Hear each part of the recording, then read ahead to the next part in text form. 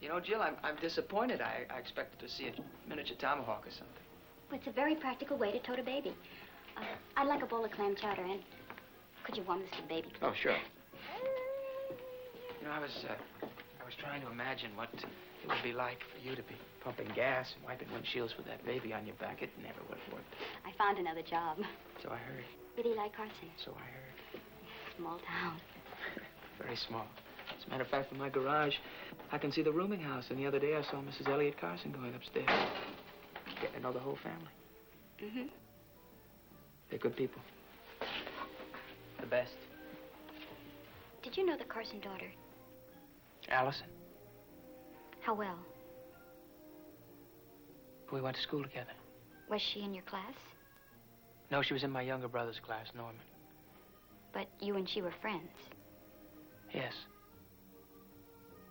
What was she like? Are you really interested, or are you just trying to make conversation? No, I really want to know. Well, then why don't you ask her grandfather? You worked for him. Never ask anyone over 25 about someone under. They only see what they want to see. Well, good or bad, about Allison. Well, she read a lot. She wrote poetry. Good poetry? Yes, I guess it was. Do you remember any of it? No. Did you think she was pretty? Jill, I don't like this. I heard she had blue eyes and long blonde hair like mine. Yeah, until she cut it all off after the accident. She got hit by a car. Is there anything else you want to know? Did you ever date her? You know, you're wasting your time at the general store, Jill. You ought to be an inquiring photographer or a census taker. Wow, you really must have had a thing on her. You think me rude if I tell you to shut up? Yes. Well, I'm just going to have to chance it unless you can change the subject. Whatever.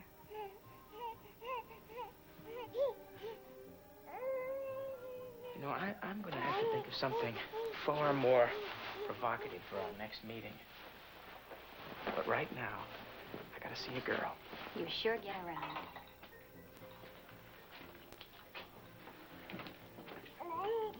Here, test it. It may be a little hot. Miss me? I missed you. Hey, what say we go find Norman and take him to dinner, huh? Oh, I think it's a good idea.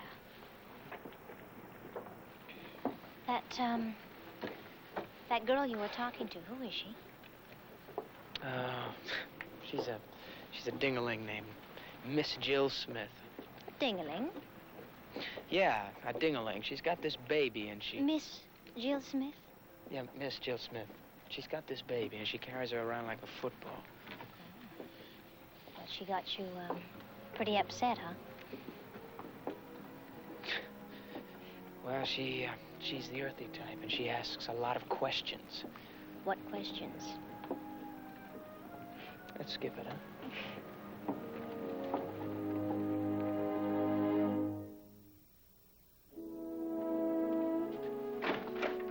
Come in. Thank you. I'll take those.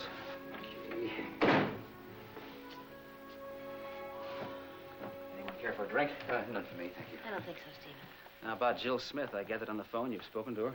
At some length. It's a fantastic story. Did she tell you all of it? Just the essentials. I'm sure you've questioned her in much greater detail.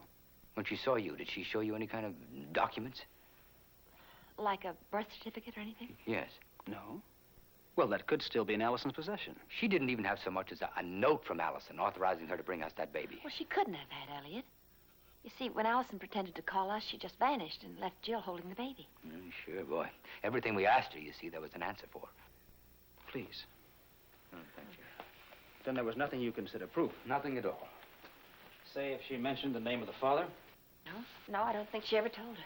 Well, that's a pity. Why, it's hardly important now, anyway. Well, on the contrary, it's very important. He has a legal responsibility to the child. Are you sure Jill said nothing on the subject? Only that Allison supposedly ran away because she suddenly discovered that she was going to have a baby. Jill did know a lot about Allison she couldn't have guessed. But, honey, those are all generalities. I mean, a cross-country bus and a girl with a baby and stop at a coffee shop. Those are all generalities. Well, these can all be checked out. And with a little perseverance, we might be able to trace the birth certificate. But that could still be only half the story. And only half. I don't understand. You could easily say father unknown. If the baby is Allison's, then the child has to be Rod's. There's no sense in pretending we don't know. Well, I just hope he behaves more responsibly toward the child than he did toward the mother. Well, Allison may never have said anything to Rod. Especially if she'd felt that the news would be unwelcome because his interests were somewhere else. She had much too much pride and sensitivity for that. Do you intend to speak to Rodney? Hardly. At least not until I'm certain the baby is Allison's. Well, the best proof of that is the birth certificate. We need to find out where the baby was born. Look, I know what agony this must be for the both of you. I'll see Jill the first thing in the morning. All right, Steve, thank you. Now, if there is proof, you can be sure I'll do my best to find it. Stephen. You know, my only concern is if Allison is the mother. We're not interested in the father. I am. But isn't it fortunate there's no conflict of interest? We all want that birth certificate.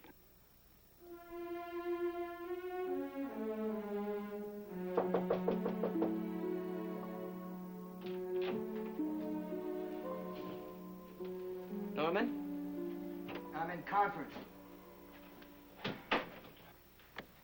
You know, I'm beginning to think that you haven't paid your light bill. You got a clean shirt? Not for you. Your neck's too big. If you can make yourself presentable, we'll take you to dinner. Well, I'm booked up for tonight. And I gotta clean this place up. No, Norman. Hi, Betty. And get rid of this junk. This is where I came in. That sounds like a good place to leave. Look, Norman, it's not going to do you any good just to get rid of all this. Why don't you talk it over with Rita first? It's her decision, too. He'd rather have an audience. Well, that's why he hasn't done anything until now. There wasn't anyone around to watch his agony. Come on, Betty. Oh, shut up. You're just as bad as he is. You're always right there ready to hold his hand and wipe his eyes and tell him what a brave lad he is. Well, maybe you enjoy it.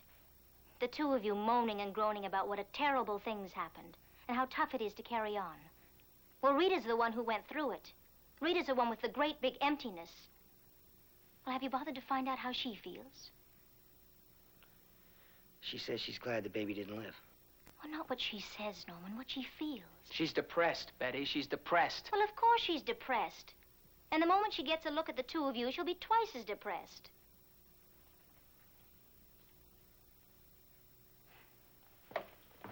Norman, listen to me. Now start fresh, but do it honestly. Get rid of these things not because they're a reminder or because it's best for Rita, but because you really do want to start fresh for the next one. I'm not sure there is going to be a next one. Oh, well, if you keep on acting like this, I don't blame Rita. One baby in the family is quite enough. Okay, Betty, you've made your point. Now, you don't want any part of your grandfather's money. And you don't want any help from Rod or your father because you're a man. At least that's what you keep telling everyone. That you can do it. You can take care of Rita. Well, Mr. Harrington? She's all yours. What are you going to do with her? Start fresh. Now all I have to do is convince Rita.